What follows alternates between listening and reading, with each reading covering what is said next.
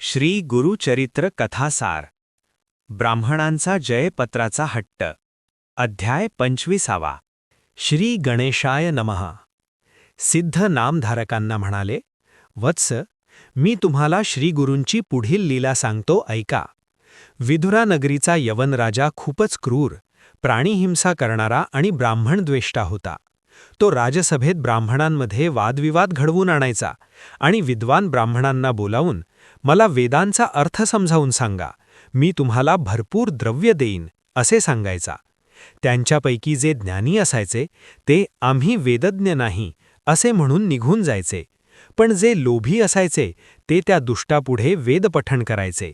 मग यज्ञकांडाचा अर्थ ऐकून तो म्हणायचा, तुम्ही हिंदू दुसऱ्यांना दोष देता, तुमच्या यज्ञात पशुहत्या चालते, मग आम्ही पशुहिंसा केली तर काय बिघडले. ते ऐकून ब्राह्मण गप्पच बसत. पण असे असले तरी तो विद्वानांचा सन्मान करायचा. त्यामुळे वेदशास्त्रात पारंगत असलेले देशोदेशीचे अनेक ब्राह्मण द्रव्यलालसेने त्याच्याकडे जायचे. एकदा 2 ब्राह्मण राजदरबारात आले व म्हणाले, राजा, आम्ही तिन्ही वेद उत्तम जाणतो, त्यामुळे वादविवादात आम्हाला जिंकू शकेल असा तोलामोलाचा पंडित अजून तरी भेटलेला नाही. म्हणून तुमच्या नगरात व राज्यात कोणी श्रेष्ठ वेदज्ञ असल्यास 4ही वेदांवर चर्चा घडवून आणावी. तेव्हा त्याने नगरातील सर्व विद्वज्जनांना पाचारण केले व म्हणाला, तुम्ही यांच्याशी चर्चा करा, जे जिंकतील त्यांना मी भरपूर बिदागी देईन. तेव्हा आलेले ब्राह्मण म्हणाले, आम्ही यांच्याशी काय वाद घालणार, कारण प्रकांड पंडित असाच यांचा सर्वत्र दबदबा आहे. तेव्हा त्याने त्या दोघांचा मोठा गौरव केला आणि त्यांना ब्रह्मवृदांचे प्रमुख म्हणून घोषित केले.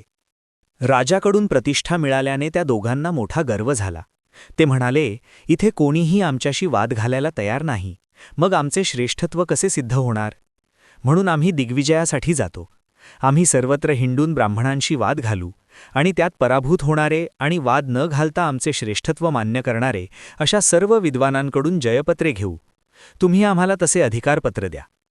त्यांच्या विनंतीला मान देऊन राजाने त्यांना तशा आशयाचे राजमुद्रित अधिकारपत्र दिले. राजाज्ञेने ते दोन्ही तामसी ब्राह्मण गावोगावी हिंडून जयपत्रे लिहून घेऊ लागले.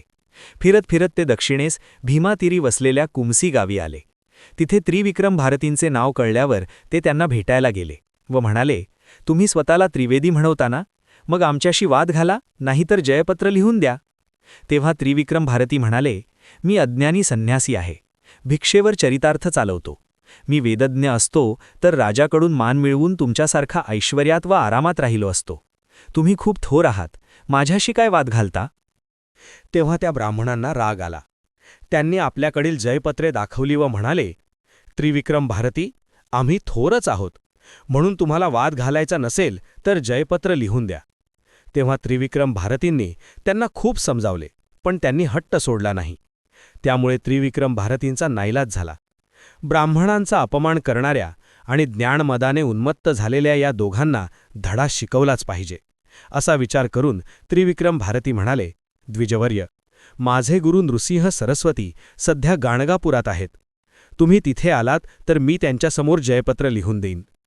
ते मान्य करून ते दोघेही मेन्यातून गाणगापुरास आले. त्रिविक्रम भारतींनी श्रीगुरूंना सर्व वृत्त सांगितले. तेव्हा त्यांनी मंदस्मित केले व त्या ब्राह्मणांना म्हणाले, अहो, आम्ही संन्यासी आहोत, आम्हाला वादविवादात जराही स्वारस्य नाही. आमच्याशी वाद घालून तुम्हाला काय मोठेपणा मिळणार. त्यावर ते म्हणाले, जयपत्र मिळवणे ही आमची प्रतिष्ठा आहे. आम्ही 4ही वेद जाणतो. आमच्यासमोर महाविद्वानांची डाळ शिजली नाही, तिथे तुमच्यासारख्या संन्याशांची काय मिजाज. म्हणून बऱ्या बोलाने चर्चा करा, नाहीतर हरलो असे लिहून द्या. श्रीगुरू म्हणाले, द्विजवर्य, एवढा गर्व बरा नाही. गर्वाने भल्या भल्यांना किती दुःख संकटांना तोंड द्यावे लागले याचे पुराणांमध्ये अनेक दाखले आहेत. अहो, वेद अनंत आहेत, ज्यांचा ब्रह्मादिकांना थांग लागत नाही, तिथे तुम्ही आम्ही काय चर्चा करणार. तुम्ही स्वतःला चतुर्वेदी म्हणवता ना, मग वेदांताविषयी तुम्हाला काय माहिती आहे ते तरी कळू देत. त्यावर ते गर्वाने म्हणाले, आम्हाला तिन्ही वेदांची संहिता येते. नामधारका, ब्राह्मणांचे बोलणे ऐकून श्रीगुरूंनी त्यांना काय उत्तर दिले ते पुढे सांगतो, ऐका. श्री गुरुचरित्र कथासार अध्याय 25 समाप्त.